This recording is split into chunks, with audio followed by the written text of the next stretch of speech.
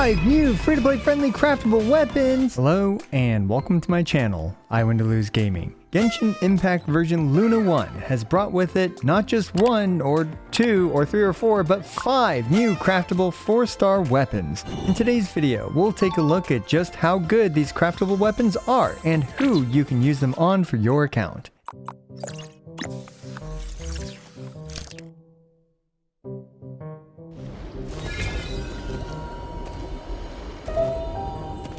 As usual, with a new region comes a whole new set of free-to-play friendly craftable 4-star weapons. And you know what that means, math time, at least for the characters that I deemed worth mathing for. Sorry Barbara, you are in this video, but you are not mathed. Anyway, as per recent tradition's sake, the local blacksmith will sell you these blueprints for some berries and junk you find in the wild. Now unfortunately, you do need this new rainbow drop crystal ore to craft these, so be prepared to use the Genshin Impact's interactive map every couple of days to farm these ores to craft these up to refinement 5. One nice little bonus way to get these though is through the Nod-Krai expeditions, which is nice, so every day you can get 7 to 8 of these fabulous boys, which is nice. Did I mention it's nice? Alright, and you need to use the usual billets. In this case, the Borderland billets, which are dropped from weekly bosses, and you can convert other types of billets at the alchemy bench.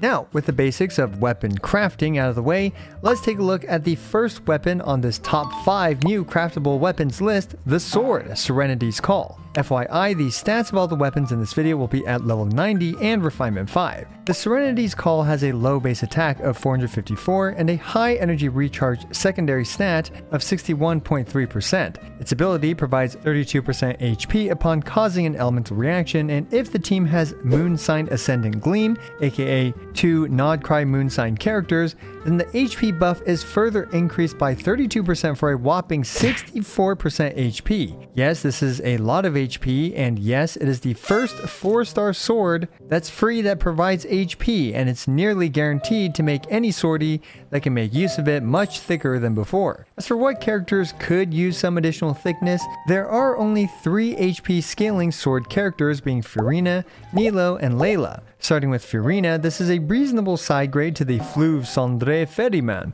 and if you use the Serenity's Call with 2 Moonsign characters, then the Serenity's Call actually outperforms even the Boomer Webbing the Festering Desire. Granted, Furina, I'd argue, isn't typically used with Ascendant Gleam as of version Luna 1, still having this option could prove to be helpful in the future. Personally, I tend to prefer using Favonius on Furina for better energy management, but regardless, it's great to have another decent free-to-play friendly option without having to suffer through hours of Paimon yelling at you while you're fishing. Now, I'd say the biggest benefactor from the Serenity's Call is actually Nilou. Before the Serenity's Call, I don't believe there is any good and free 4-star weapon option for her, honestly. The Key of Kajni Sut and Primordial Jade Cutter are both expensive 5-star weapons, and while they do provide HP percent, they're expensive. So to finally have a very free-to-play friendly and craftable HP percent sword for Nilou is a fantastic addition. What's really nifty about this sword is that with Ascendant Gleam, Nilou can actually hit the 74,445 HP benchmark needed to max out her Bountiful Bloom buff. Granted, you'll need a rather impractical 9 HP percent rolls on the Feather and Flower, and you need 10 flat HP rolls on the Timepiece Goblet and Circlet. Being able to reach the cap at all for free-to-plays is already an impressive feat in itself. Anyway, you don't really need to stress about maxing the buff, but yeah, you can if you really dedicate some farming to it. And even without Ascendant Gleam, this is overall Nilou's new best free-to-play friendly sword option in my opinion, as 32% HP is better than Nilou no percent HP. For Nilou teams specifically, with Lauma's release, there are many viable teams with Nascent Gleam and Ascendant Gleam, both of which are fantastic for free-to-play Nilou's. Next we have Layla, who is another HP scaler. Now, I apologize in advance, I didn't do math for everyone. I simply mathed who I thought could keep you guys awake during the video, unlike Layla. Anyway, Layla's shield and damage both scale off of HP, although personally I strongly prefer the Favonius on Layla, as her damage and her buff that scales a bit off her HP, aka her Constellation 4, are rarely the determining factor for your team's success, whereas the extra particles helps her maintain burst uptime for troublesome enemies like the Secret Scam Automaton and supports your entire team. Still, a pretty great free-to-play friendly option for Layla, which is fantastic, although I don't really see any good Ascendant Gleam teams for her at the moment. Now, this sword may also foreshadow a future HP scaler that interacts with Ascendant Gleam, and it is fun to speculate a bit, so I'll do that, but perhaps Columbina, who we believe to be Hydro, might scale off of HP since Hydro characters tend to scale off HP, and also interact with lunar reactions, making this potentially a great option for her, but yeah, speculation.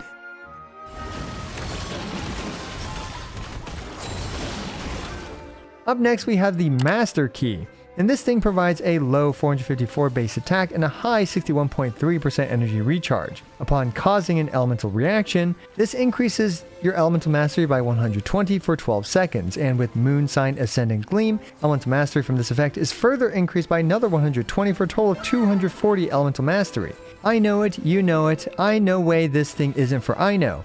It's a cool mechanical Claymore perfect for her, and this weapon is a great free-to-play friendly option if Ino is your second most damaging lunar charged character on the team, and if you use her on lunar Nilou Bloom teams with Lauma. Granted, the recent event weapon, the Flame Forged Insight, is overall a bit better, so if you have that and Ino's damage through Lunar Charge or Lunar Bloom actually matters, and I recommend just using that instead. However, if her Lunar Charge or Lunar Bloom damage contribution doesn't matter, which is a lot of teams, then I prefer the Favonius on her. Still a great third choice for Ino, although first choice for Ino Drip. Outside of Ino, I guess this is a solid Claymore for Kaveh.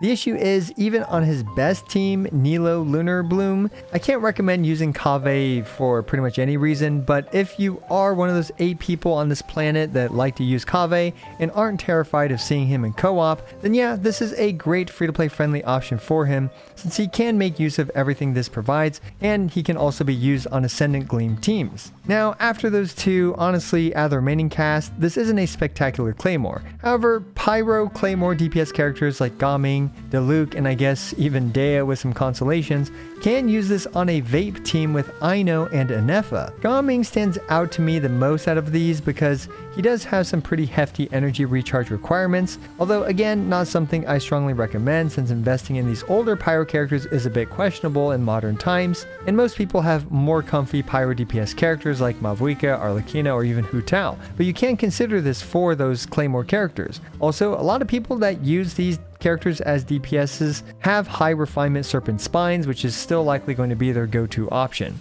Now, a couple more funny teams include a Sayu Taser driver and Dory Quick Bloom driver. Now, I do not recommend these teams, but it is a usable free-to-play friendly Claymore for Dory to scam you with if you like using scam characters. As for speculating who this could be for in the future, honestly this Claymore is too generalized, so it could literally be for any of the upcoming Moonsign characters, but aesthetically it's clearly designed for Ino, so yeah, maybe it's just mainly for Ino.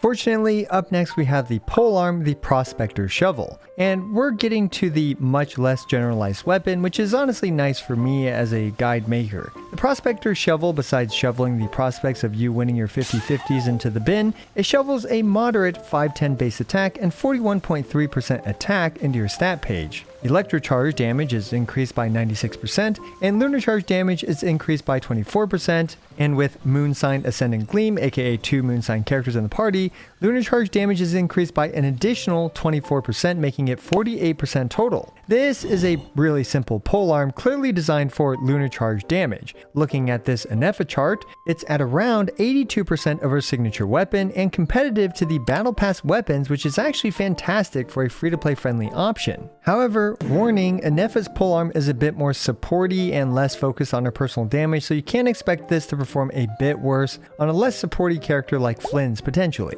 Honestly, besides that, you can try it on a polearm taser character, like I guess Candace or Raiden, but I don't recommend it for anyone besides Ineffa and potentially Flins.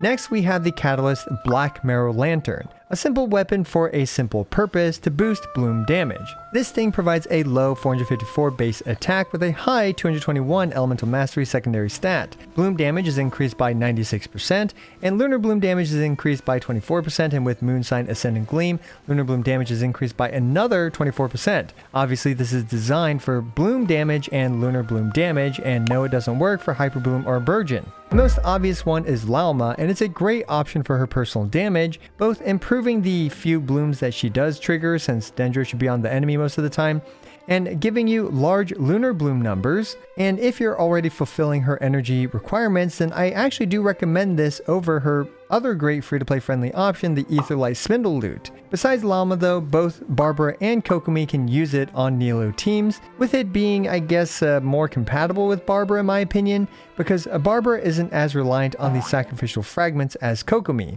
Speaking of Kokomi, overall I prefer the sacrificial fragments on her, which provides much better uptime on her skill. But if you want to make the blooms hit harder, and or somehow you have great burst uptime on Kokomi to refresh your jellyfish, then this is a good option on Kokomi. There's also the possibility that you don't have a highly refined sacrificial fragments, and this weapon is thus a great choice. Let me know down in the comments below if you're one of those R5 sacrificial list fragment owners. Finally, for Nahida, it's an elemental mastery stat stick that you can use for her to reach 1000 elemental mastery, but not really fantastic for her otherwise. You could use this on Baijul, but ideally, again, since he's Dendro, you're not triggering many blooms with the Dendro character on a Nilou bloom team, so yeah. As for some speculation, this is already a great weapon for Lauma, but perhaps Nefer might be a catalyst user, although she doesn't really look like a catalyst user to me. But this would be great for a main DPS lunar bloom character as well. But hey, what do we know?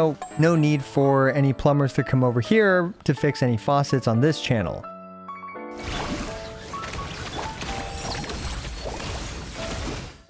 Finally, we have the final hook of the video, the Snare Hook. With a low 454 base attack and a high 61.3% energy regen, upon causing an elemental reaction, it increases elemental mastery by 120 for 12 seconds, and with moon sign ascendant gleam, elemental mastery from this effect is further increased by 120 for a total of 240 elemental mastery. So yeah, this is a very generalized bow similar to the Claymore that ironically doesn't seem that great for the current cast of characters. I guess Tignari appreciates the elemental mastery but not as much the energy regen. Meanwhile, Yelan prefers improving her own personal damage, but if you use her in a Nilou plus Lauma team, this can be a pretty decent option because she can benefit from the elemental mastery. Auroron and Fischl can use this as well when they're on the same team with Ino plus Ineffa, or I guess potentially Ino plus Flins, but personally I prefer Favonius or Stringless on them.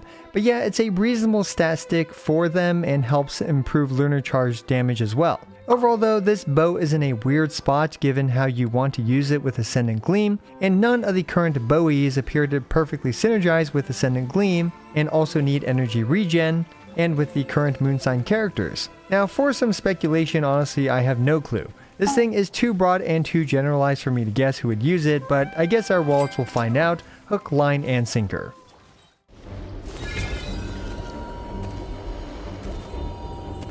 So there you go, how to obtain the new craftables in Nod-Krai, and if you want a guide on the Etherlight Spindlelute and the Moonweaver's Dawn, give the comment section a visit, and smash that comment button after typing a comment of course, but not before gently clicking the like button and affectionately caressing the subscribe button while you're at it. I'm also sure I've missed some stuff, so be sure to put your creative brain juices down below for how else various characters can use these weapons. Also, there's a coupon code for 60 Primogems which you should grab if you haven't already. As always, I appreciate every single one of you. This is I Want to Lose, signing out.